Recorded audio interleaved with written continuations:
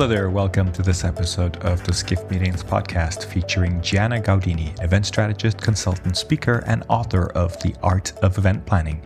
My name is Miguel Neves, and I'm the editor-in-chief of Skift Meetings. And in this conversation, we talk about Gianna's intentional career progression from a young age. We talk about the book and course that she's developed based on her professional experience. And we talk about her recommendation for taking alternative trainings and how they sometimes are more interesting to career development than industry certifications. We talk about keeping cool under pressure, and she shares some very interesting examples from her time at SoftBank. We talk about talking the language of business and how important that is when running large events, particularly for large corporations that are counting on events for real business development. And Gianna talks about how happy she is that wellness is such an important part of the careers of industry professionals all around the world. I hope you enjoyed this conversation with Gianna Gaudini, and I invite you to check out the other episodes of the Skift Meetings podcast. If you like what you hear, make sure to rate the podcast and leave a review.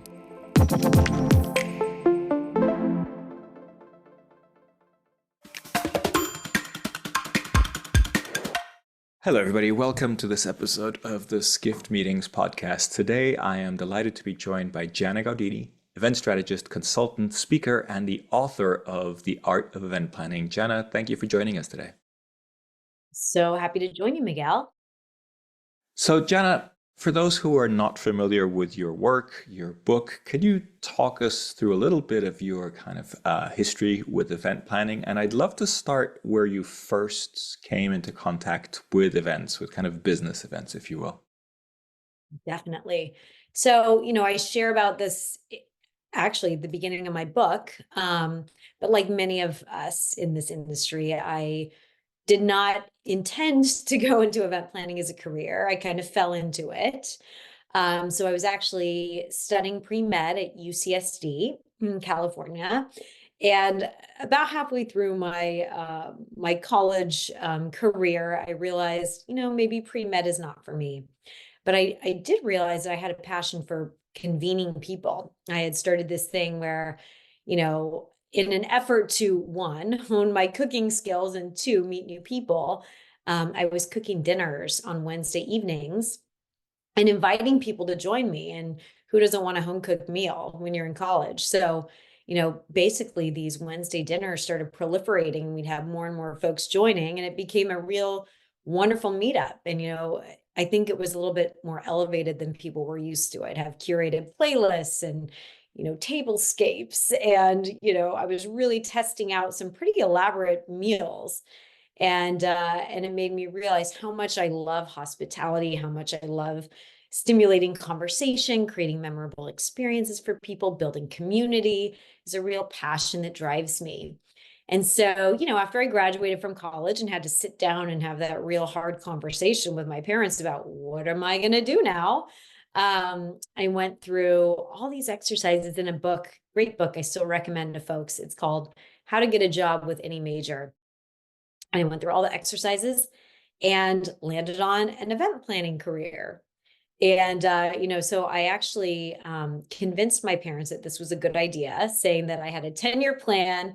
And at the end of 10 years, my goal was to run my own business.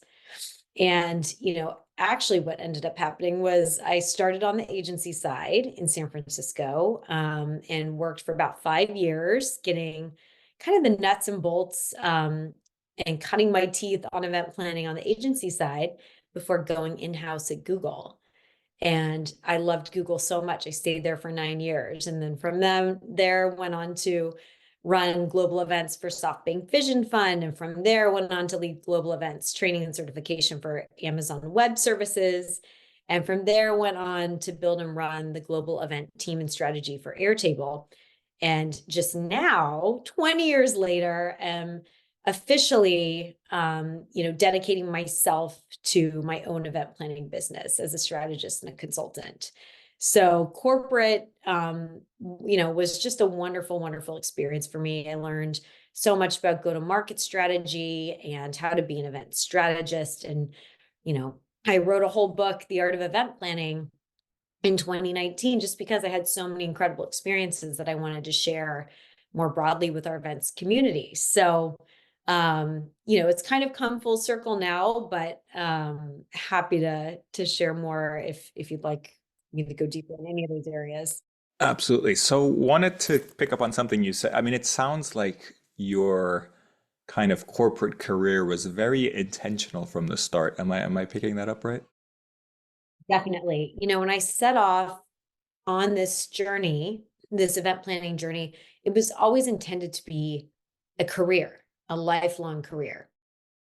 And I don't think a lot of people have that intentionality when they decide what they want to do with their lives. But I knew event planning was for me because I knew that there was so much you could do with event planning. And I have to say that I continue to learn every year.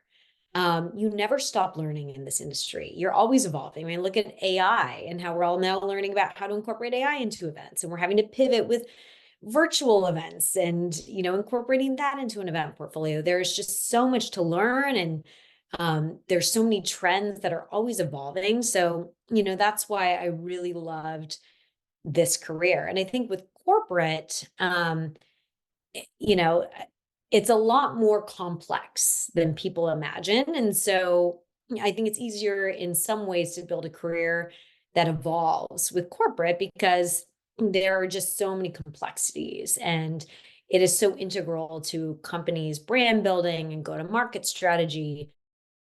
Humans at the end of the day are really relationship based and events are kind of the heart of that. So And curious, have you seen that evolve over the years? Because you've had quite a fascinating journey with quite large corporations, right? And this human to human need, if you will. I think a lot of guests talk to us about the COVID pandemic and how that sort of reaffirmed that need that we have to meet. How have you seen that, companies approaching this kind of need to meet, if you will? yes, I've definitely seen it evolve. I think when I was at Google, I was really fortunate that I joined in 2010 and was there until 2019. And I see that as really, it was such a golden age of experiential. I was running all of our agency days, meeting with, tens and tens of agencies because we were doing these really, really experiential events and so much surprise and delight. And things were, we had so much budget to devote to creative and experiential and try new things and go for moonshots. And it was, I think that's what really inspired me to write my book too, is there was just so much magic that I wanted to share from all those experiences I was able to plan. Then of course, COVID shifted a lot of that. And then we went into a little bit of a downturn where a lot of budgets were cut during the macroeconomic downturn. And so, as meeting planners, we have to be super flexible and be able to pivot based on the macroeconomic environment, based on business needs, based on our customer needs. And, kind of at the intersection of all those is where we can spin out a successful event strategy.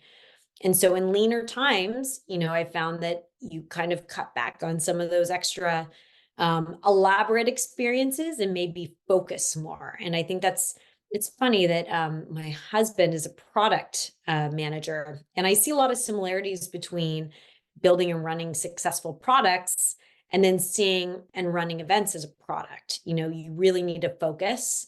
You really need to focus on the user. And if you kind of use that lens to produce events, I think you can be very successful with corporate events. Yeah. You mentioned your book, and I'd love to kind of talk about that a little bit. So you wrote your book while you were still in corporate world, right? And tell us a little bit about who it's for and what you're trying to achieve in writing this book. Yeah, so I published my book in 2019 while I was still at Google, and the book was written. It was written so that it could be applicable to the broadest audience possible. And that's very challenging to do, especially when we talk about focus. But I think I was able to achieve that. So the book starts out with how to find your niche in building a career in events, because I went through that myself, and it's tough. There's so many different paths you can take, from hotels to agency to brand to strategist. There's just a lot of different paths that you can take with events. And so I start with that. And then I go, kind of through the whole gamut of the nuts and bolts of how to be strategic with negotiating contracts. That was something that, I let a lot of Google was contract negotiation. And so it's something that people are always interested in, to how to build a successful event agenda, to how to build surprise and delight into your events. So there's multiple chapters that kind of apply to everyone, whether you're first starting out in events and curious to get an idea of where you find your place and your footing and kind of the nuts and bolts, all the way to people that are as experienced as I am, can still glean insights from it. And I wanted to make this book interesting. I think a lot of event textbooks, first of all, there's not enough of them because, as most of your audience probably knows, event planners are so darn busy, it's impossible to have time for anything else.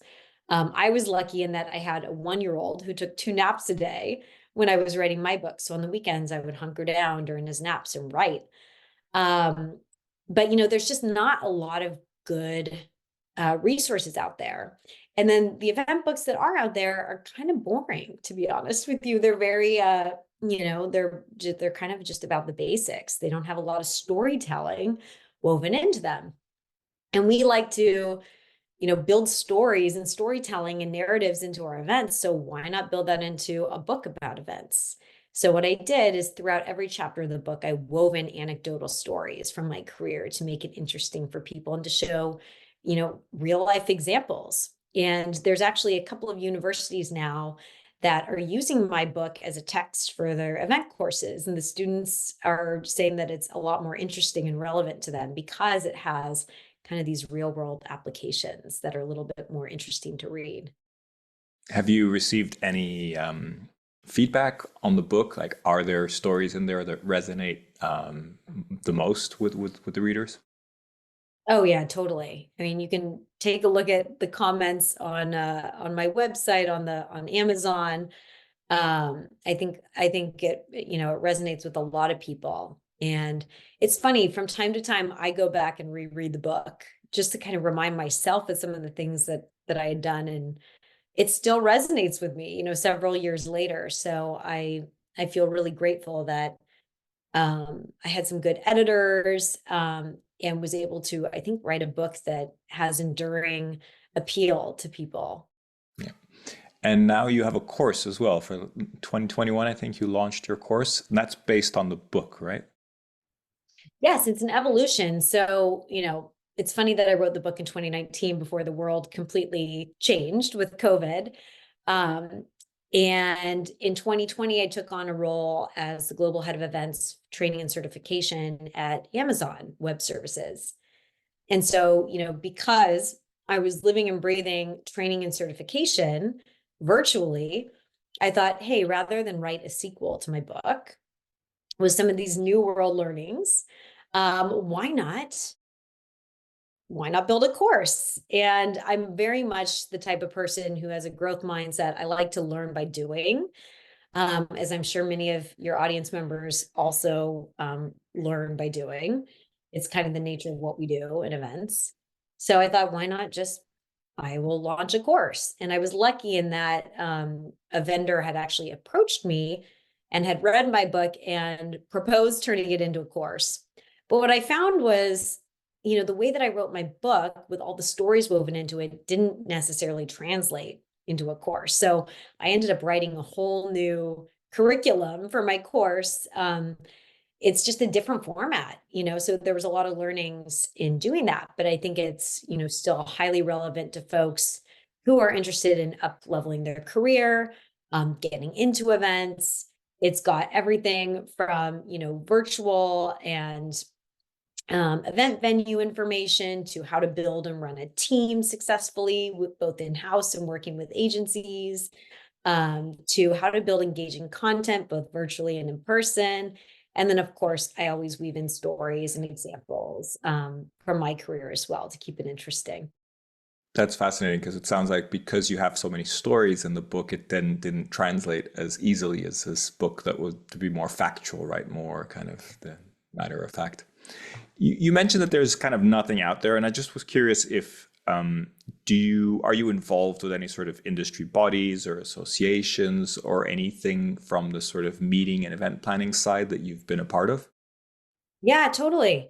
So I'm a member of MPI, and I'm actually a member of several different event leader Slack channels now, which I actually get a lot more out of those than some of these other organizations that I'm members of or have been a member of.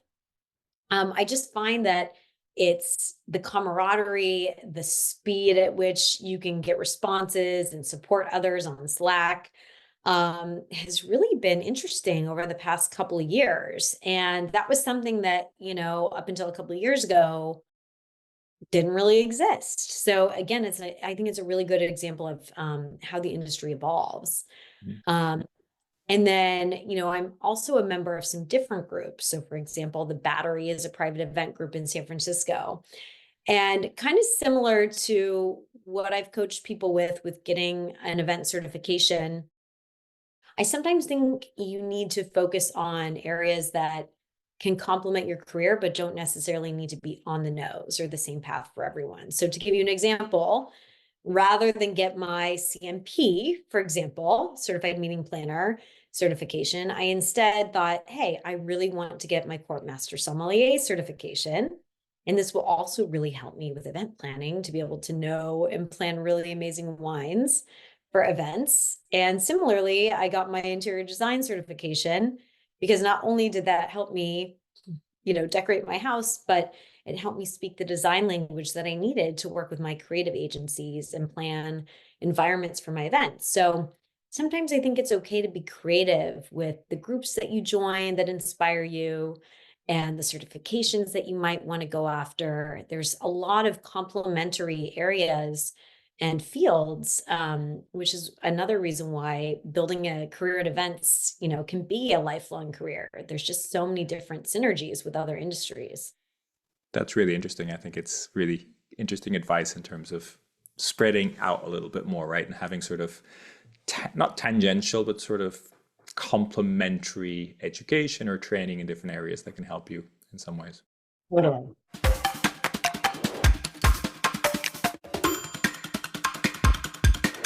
Tell me a little bit about your approach to connecting with leadership. You've held some pretty advanced roles, some pretty impressive roles in the corporate side, and I'm sure you've had some pretty intense discussions at the boardroom table, right? How do you get approval for your budgets? What's the theme going to be? Is the CEO going to be on stage? I'm sure you have a lot of difficult conversations in your past, but tell me a little bit about your approach to those, and in terms of getting that seat at the table, making sure that you, as the person really coordinating everything, gets to speak to the right people.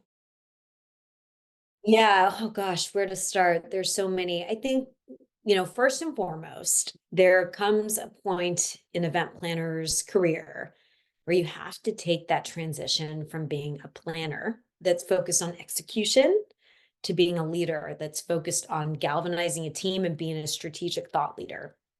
And I remember going through that. It's funny to even think about it because it seems like it was so long ago, but I remember thinking, how do you be more strategic? What does that mean? And for people that are so focused at the beginning of their career on how to execute, how to plan logistics, that's what event planners go into event planning for in the beginning. But to kind of take that pivot and think about, why are we having this event? And does it make sense? And what is the outcome that we're looking for? And how can we do that in the most efficient and effective way? It really helps you be more strategic and have a seat at that leadership table when you can really prove that what you're doing impacts the brand, impacts the bottom line, impacts the business, is really part of that go-to-market strategy, or really part of the relationships that the business needs in order to move the needle. That's how you start being able to have a seat at the table. So, it's really moving. I'll never forget, I had a boss once, and he knew that I was strategic. I think he saw it in me, like, before I even knew it in myself. And he said, don't be an order taker. You have a voice. And so I've always remembered that I don't need to be an order taker. I don't need to just listen to what someone's telling me to do. and execute on it, I need to ask questions. Does this make sense? Why are we doing this? And so I think pausing and making sure that you're having that voice, that you're confident in what you're doing and why you're doing it, really allows you to have more power when you're having a seat with leadership. The other thing that I see planners really struggle with, that I think is it helps as you start to evolve your style, is learning the right altitude to speak with leadership.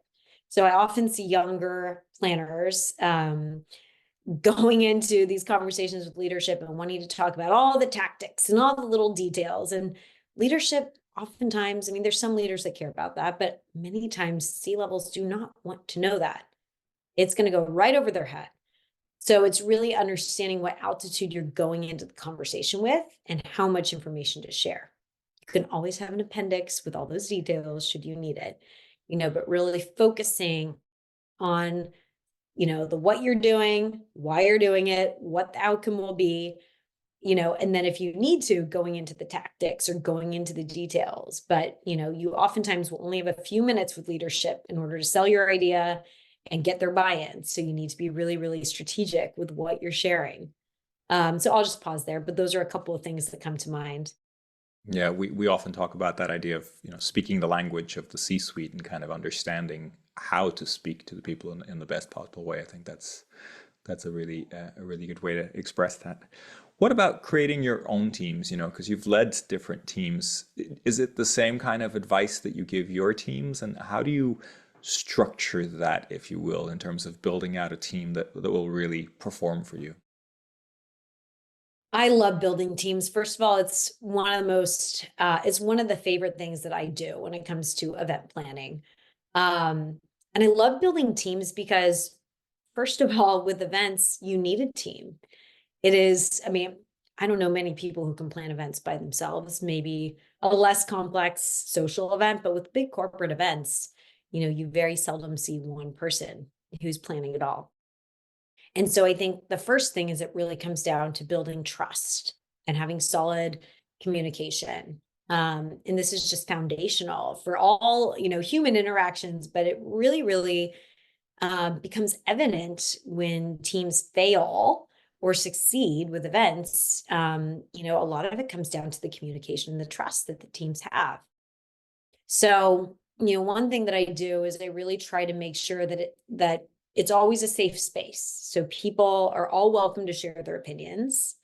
I often will start our team meetings with either an inspirational quote just to get everybody kind of in the right mindset, in a positive frame of mind, a one team frame of mind. Or if we're all remote, I'll do a get to know you question or have, a different person lead the meeting each week, just to make sure that everybody has a voice and feels like they've got some skin in the game. And that really goes a long way towards building camaraderie, building trust, opening communication, and making people feel that they, can share and contribute. And that makes them want to share and contribute more if they feel that they're being heard and being accepted. The other thing is, oftentimes event teams are comprised of maybe some in-house folks on the corporate side, maybe some agencies, sometimes some freelancers, often some vendors. Then there's, hotels or, venues. So it's all these different team members that need to come together. And, one thing that's really important is making sure that everybody feels that they are part of the same team. And by doing that is you want to always have empathy.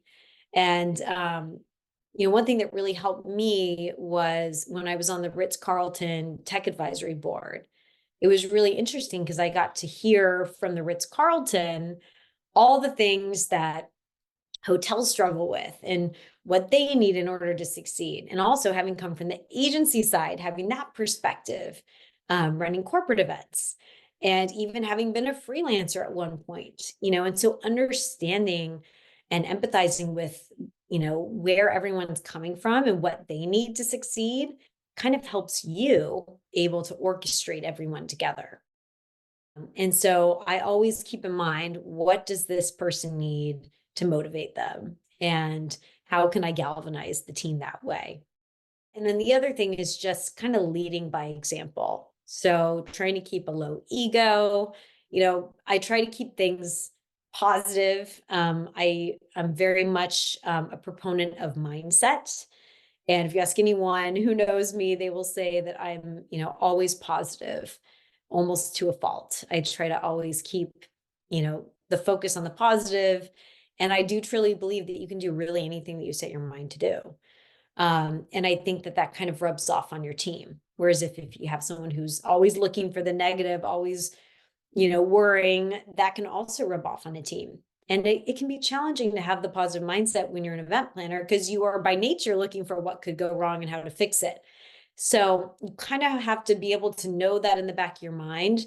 You're taking every step to ensure that the event is bulletproof, and you're doing that methodically, but also making sure that you steer the ship from a visionary perspective, and keep people motivated, keep people galvanized, know that they have a confident leader that's going to guide them and protect them. That makes Absolutely. sense. Yeah, great advice there. I wanted to make sure we didn't skip on one or two highlights from your career and events that you've planned that you're most proud of. And I think this might be a great moment to jump to that in terms of, you gave us all these advice. You talked about building teams and creating experiences and having that vision. Where do you think that you've been able to apply that really, you really pulled something off that was incredible? Oh my gosh. So many examples of this. I think one of the events that I planned at Google that I was really proud of was really evolving our Google Cloud business from the time I started. We weren't even called Google Cloud then. We were called Google Enterprise, and being super scrappy, kind of a startup within Google, and then planning a lot of the C-level events. We planned a virtual event, a hybrid event, actually in 2013. Before anyone knew what a hybrid was, we built a hybrid platform and scaled the C-level event globally, which was really, really cool. But that culminated in the last 2 years I was at Google. I was the executive producer for Google Cloud Next, which is now Google's largest external event. And we grew it from 10,000 people to 30,000 people over 2 years. And just to see, and the first year I did it, I was actually 8 months pregnant while on site as well. So that was a feat in and of itself. Went into early labor because of it.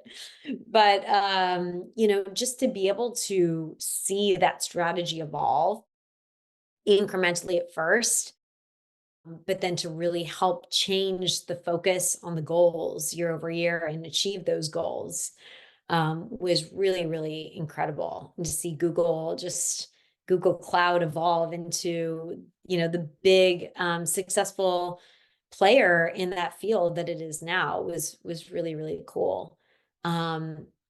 Another really cool event, that was just a crazy feat, was leaving Google and joining SoftBank Vision Fund literally the same week I published my book. They had recruited me and the timing was terrible. But sometimes you just take these opportunities when they come up. And I had a whole CEO summit for some of the most powerful CEOs in the world that you can imagine, that were the CEOs of our portfolio company. They would be convening all together along with all of our limited partners. These were major investors from Asia and the Middle East, and just very powerful players. They're all coming together in 3 months. And SoftBank had already sent out the invites. They did not really know what they were doing. They were banking on this head of events to come in and fix everything. And so, that's what I did. I came in and I knew I needed to hire a team. I needed to execute this. I also had a whole other calendar of events that I needed to plan and execute after that. And it was a totally different industry for me. Banking was totally different from tech. It was one of those things where it was just putting one foot in front of the other, figuring out how to bring on freelancers because you can't hire people that quickly to execute an event, bringing on a second agency to support us because the agency that we had on board was just not the right agency. And then we went through some absolutely incredible changes. So just to give you an example of the magnitude of change that we had, that were dealing with 2 weeks before the event, the head of SoftBank Vision Fund decided he wanted to uninvite all the speakers and change the entire content strategy.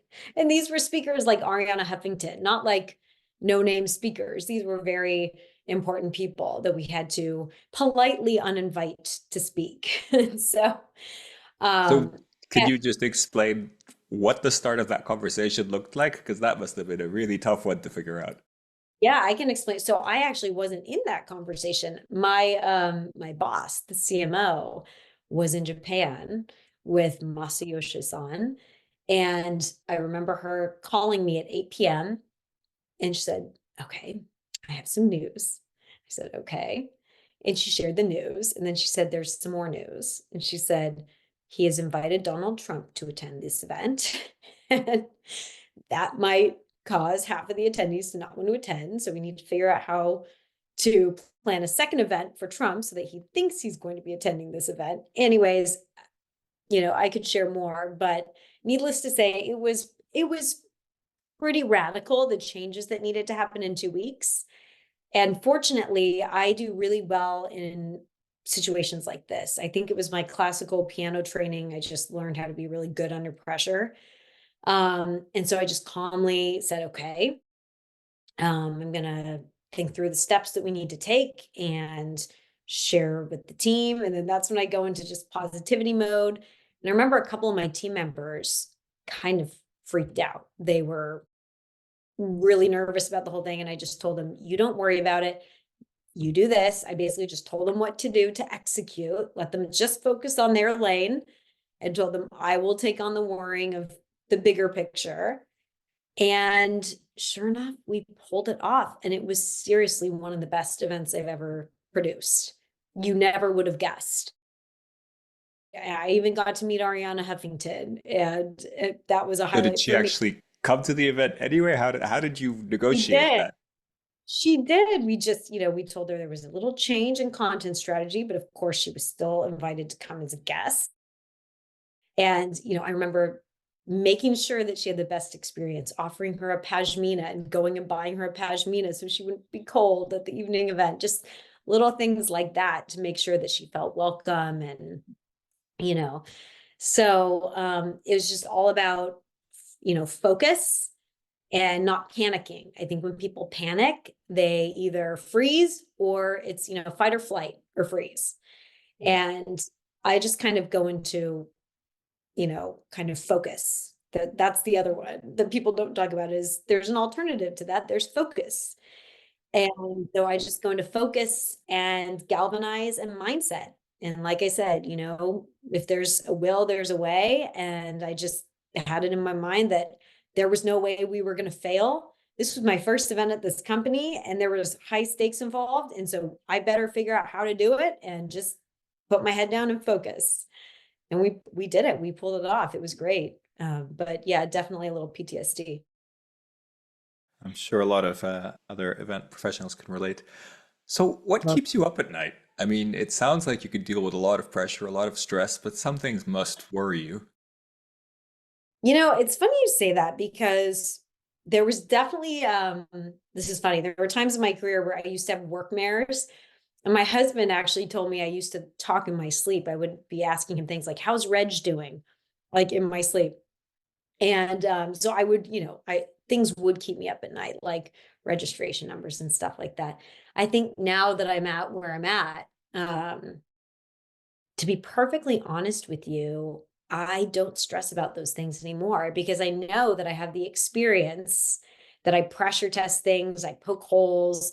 I kind of do as much as I possibly can in advance to de-risk an event. And then I know how to roll with the punches on site. I have that level of experience that I know how to handle, you know, unexpected situations with grace. And so that doesn't keep me up at night anymore. The one thing that keeps me up at night is ideas. I find that now that I'm my own boss, I have so many ideas, so many things that I want to do, and a lot of excitement. And sometimes it's hard to calm my brain down at night because I just want to do so much and there's only so many hours. So, it's a different kind of sleeplessness, which is, I think, a better kind, but it's sometimes hard to pace myself. Fair enough. Thank you for sharing that. What about opportunities and trends that you're seeing up ahead? Is there anything that's really exciting you? Yeah, totally. I think the obvious one is AI. That's exciting me in the sense that it is going to revolutionize everything. And so events, of course, I think, kind of what I said earlier about how we can become more strategic event planners. I think AI is really going to help us take a lot of the grunt work out of events, and we will be able to focus on a lot more of the strategy and the creative applications, which excites me. It excites me for our industry that we'll be able to up level ourselves. I think it's still very nascent for our industry and people are still learning even what it means. But I think once, it might just be a year, it might be 2 years. Things are moving so quickly. It'll be really exciting to see what the next generation of planners gets to do because a lot of that grunt work will be able to be taken care of for them. I think the other thing that's really near and dear to me that I'm really happy to see a lot more in the news this year is I've always been a really big proponent of wellness and taking care of yourself and your teams. I even write about this in my book. I remember, and this is one of the reasons I love Ariana Huffington is she had this awakening about how sleep was so important. And I had that awakening too, after I had my son and realized how awful sleep deprivation is and how much better I can function as an executive and a leader when I'm rested. It's incredible. Like getting an extra hour of sleep is way more strategic for me and impactful for my team and my company than doing an extra hour of work at night, believe it or not. I'm so much more efficient and strategic and focused the next day. So I love that the events industry is embracing wellness both for themselves and for attendees. We're seeing a lot of this, people are listening. I wrote about this in my book and it's people are still talking about the fact that event planning is always rated in the top 5 most stressful careers because of the nature of the number of things that need to be done, how public facing they are. There's always timelines and deadlines and massive teams involved. There's just a lot that makes it a stressful industry. And so I think it's really important that event planners learn how to take care of themselves and that it's not stigmatized to take care of yourself.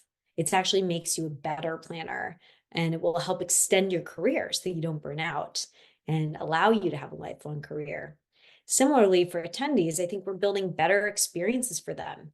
And they're not only just good experiences for attendees and help them improve their ROI attending your event when they have places where they can rest, or we're building neurodiverse experiences for different diverse audiences. But it also makes for better business because guess what? When attendees feel they're taken care of and they are in an environment that caters to them and how they can absorb or retain information or experience something, and they have what they need to feel good, to eat healthy, to participate in the ways that they want to participate and have breaks, they actually retain more information and they have different emotions. They don't have stress hormones pumping through them. They instead feel relaxed and open to your ideas. And so it's funny how some of these things that might seem soft are actually very strategic and good for the business. So I love this movement of let's take care of ourselves. Let's take care of our audiences. And this is going to be better for everybody. So that's a trend that I really, really love seeing. And I'm excited to that more people are embracing it. I love it. I could not agree more. And I think it's great that you highlighted that. And I think that's an excellent place to wrap up in a kind of hopeful place for the future. I want to ask you the kind of final question that we ask all our guests, which is to recommend a future podcast guest, someone else that we should talk to and get their input on some of these questions. Sure. Well, as you know, I've already recommended 3 folks to you that are so lovely. You've already interviewed them. So just goes to show what an amazing and insular industry this is. But there's a company that I love. the female founders of the company Eva, Channing and McKinsey, and they're fabulous. And I love their platform. I've been working with them, loving their product. They really have created a beautiful platform that helps planners find and source all kinds of entertainment speakers, that really kind of helps you curate vetted entertainment into your events. And so I think that they're lovely. And if you'd like an introduction, I'm happy to make one. Sounds good. Thank you for the recommendation. Now, I know everybody can find you at giannagaudini.com. Anything else that you'd like to share with our guests before we part? No, just keep this in mind, create your own serendipity and have no bad days. Perfect. Thank you very much, Gianna. Thank you for joining us today. It's been a pleasure, and I wish you all the best in the progression of your career. It sounds like some exciting future projects ahead, and we'll add the notes about the course and the book in the show notes. And of course, you have a discount code that I think you wanted to mention as well, so we'll add that there. So thank you very much for joining us today. It was such a pleasure, Miguel.